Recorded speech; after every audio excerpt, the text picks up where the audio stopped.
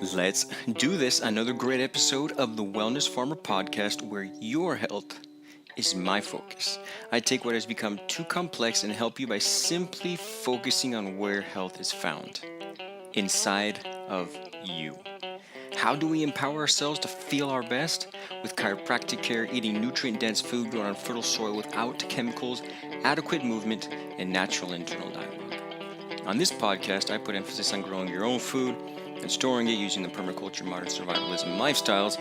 And on today's episode 202, I talk about what keeps the most of us from reaching our potential in almost all aspects of life. Health being one, and that is fear. And the way we can actually start to conquer fear. We all go through it. I go through it. But most fears are not really what they seem. The quote by Ryan Holiday in his book is spot on. In his book, The Obstacle is the Way, where it says, fear is debilitating, distracting, tiring, and often irrational. So many times it is irrational. Most fears are things that might happen and that really never do. So I finish off this episode, of course, talking about playing in the dirt, because there's always something to learn about from playing in the dirt. Well, today is November 22nd, 2018, and I am Ben Page, your host. And before we jump into the main content of this podcast, remember there's just a couple of ways you can help me out if you are getting any type of value from this podcast. First, subscribe.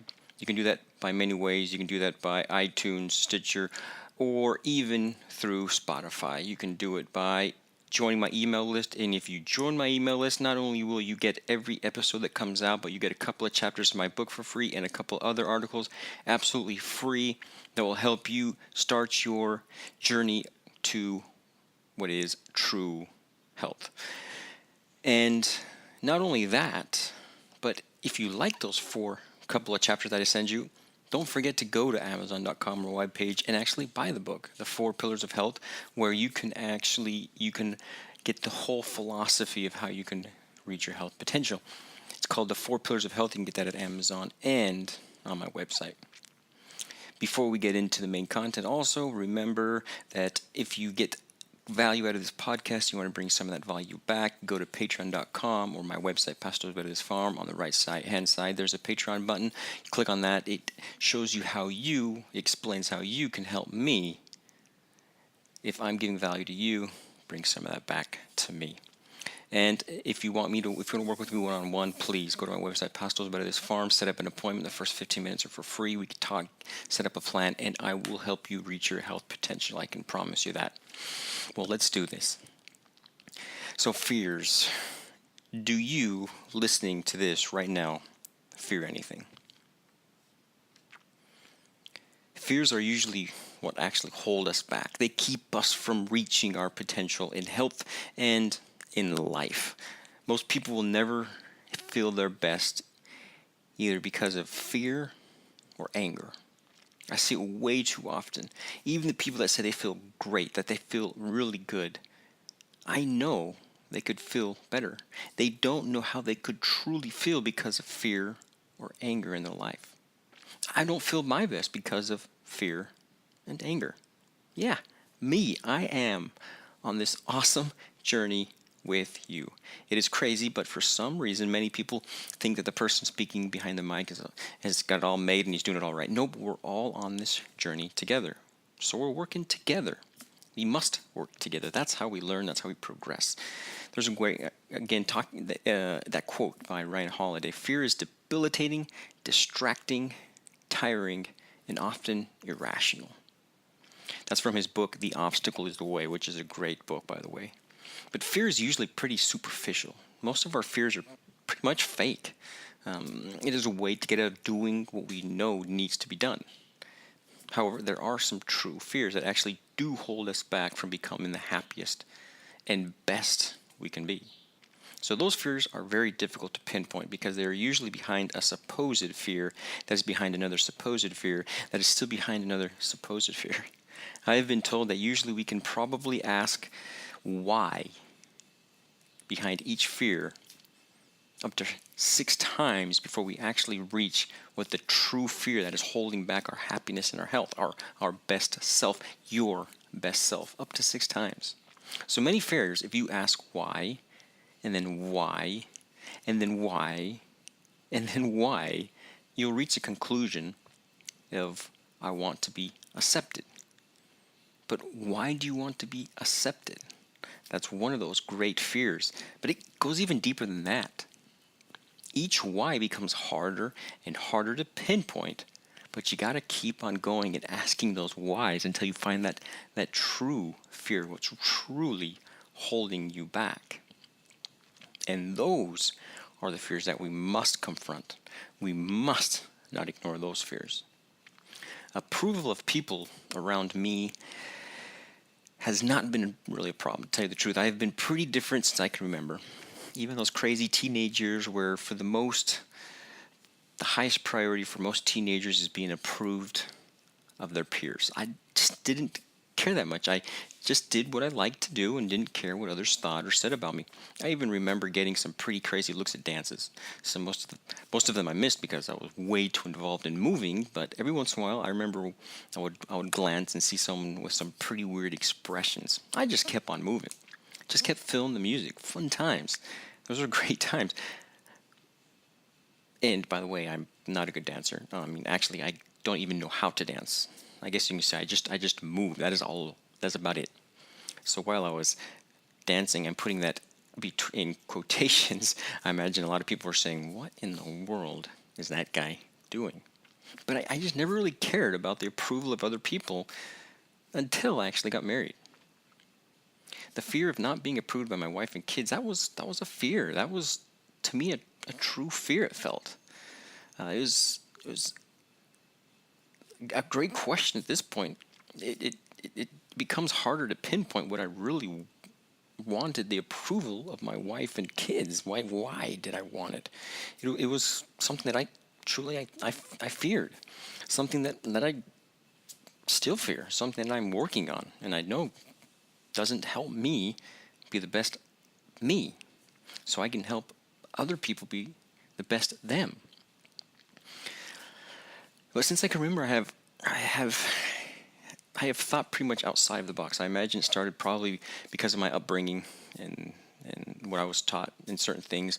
Of course, I have taken what I have been taught and I have expanded on those things I have learned and studied in certain areas where I now think differently to how I was raised. But that's fine and all good, and that doesn't bother me. I think differently than most, probably in most subjects, health being one and politics being another. That is why I do this, to get out there, because it's different. And different is good in almost all cases. And you're probably not going to find what I'm talking about anywhere else. I don't remember who said it, but it was a great quote, and it goes something like this one. When you begin to act and think like everybody else, something is probably wrong. And I believe that. Most of what we can call the status quo of today is not what we should be doing, not how we should be living. And we can just look at the health of the world to make my point. I mean, the world is more sick than ever. The world population has never been so sick. Sad to say, but true. So if we are more sick than ever, why do we continue to do the same things to supposedly feel better? Why don't we try something totally different? Well, back to why the approval of my wife suddenly became so important. I now had someone in my life that I truly wanted to make happy. Before, I had friends, but it was more just hanging out and having fun. And at that age, it wasn't more than we would chat about life sometimes, but that was about it. I mean, it was more just having fun. But now I had someone in my life that I truly wanted to make happy. I think I even thought it was my responsibility to make her happy. So give her what she wanted, that being temporal things and everything in between. So this was early, and I didn't fully comprehend where happiness or how happiness is found, and that happiness is found in each and every one of us, and it can't come from someone else, and especially from something else. Pleasures can come from things and other people, but happiness, joy, can only come from the peace from within. So as I failed in certain ways that really actually made me feel bad, this made me feel like a failure. I was failing in what to me was one of the most important things in life, family, the building block of society. So without family, there will eventually be a breakdown in society, communities, and eventually society. So it went from a fear of approval to a fear of not being good enough to a fear of failure. I was and am afraid of failing. But as I got to know myself, it isn't just a fear of failure in relationships, but a fear and failure to fully invest in what I am doing. I've had lots, really, I would say pretty much every step of the way of me trying to start and help solve people's problems. I've been having constant learning experiences. Because I can't really call them failures. It isn't that, it's just that they didn't work the way I wanted to work. But it didn't really change anything. It did change my path and what I was doing. I'm continuing to trying different things, but there wasn't a huge change. It wasn't there's no real setback. There's no wow, that really bombed, because I haven't fully invested, I could say. But I would say one of the main reasons is because I'm still learning to think and process how things work. I thought that I didn't have enough to be able to do this, or didn't have enough money to pay for that, or wasn't enough to truly influence other people to help them understand the importance of belief systems based on health, that their lifestyle or behaviors are based on belief systems, and behaviors can only be changed if the belief system is modified. Who am I? It came back to that internal dialogue. Who are you to do that? You aren't good enough. You aren't smart enough. You aren't. It all comes back to that fear of failure. So the fear of failure is what I thought was the main fear. But why did I fear failure? It truly is because I fear of not being approved by the ones closest to me. So isn't that crazy? I went back to that. Even though I am different in pretty much most things, I still looked for approval. I still look for approval, and I have that fear. So as I learn to come over my fears, my true fears, I begin to experience more joy in life. I'm more in the present, even though I have things to get done now, tomorrow, and even next month, but I can enjoy now. Our inner world is what creates our outer world. I heard that from a guy named T. Harv Eker. And by learning to overcome the true fear, by changing our inner world, we begin to see everything around us in a different way. Our subconscious mind creates our conscious world. The energy that is inside will be the energy that people will feel around us. And it isn't just our energy, but there's also energy all around us. That is why the subconscious mind is so important. It helps create the positive energy inside, so the actions we take, the energy we give off, is the proper energy to who we truly are. So how does the garden come into all this? Well, let's jump into that a little bit. The greatest energy, where does it come from? It comes from nature. Nature is the greatest power, the greatest energy. And it really doesn't matter if you believe in God or not in this instance. I personally believe in God as an all-powerful who created all things, including nature, nature being the most powerful energy. But if you believe in evolution, it's the same thing. Well, according to evolution, what did we evolve from? We evolved from nature, the most powerful energy, the greatest power. But in both instances, there is a greater intelligence behind everything. Things we just can't understand, and it really isn't important to understand. It doesn't affect our health to know. A greater intelligence than ours is present, that being God or nature. So it doesn't really matter. What does matter is that in every case, nature wins. There's never been a time since we have been on earth that nature did not win. We as humans constantly fight against nature, but in the end, nature always wins, comes out triumphant because it is the greatest energy, the greatest power. For example, right now I have a tomato plant that's about 7 feet tall that has been growing for the last couple of months in a planter box in my backyard. This plant now has about 15 green tomatoes on it, and some of them are about 3 inches in diameter. What power, what energy. Something that started as a little speck that can almost get lost on my finger in just a couple months grew into what I just explained. A 7-foot tall plant with some tomatoes that are almost 3 inches in diameter. So we are all part of that energy, that power. We are part of the ecosystem called Earth.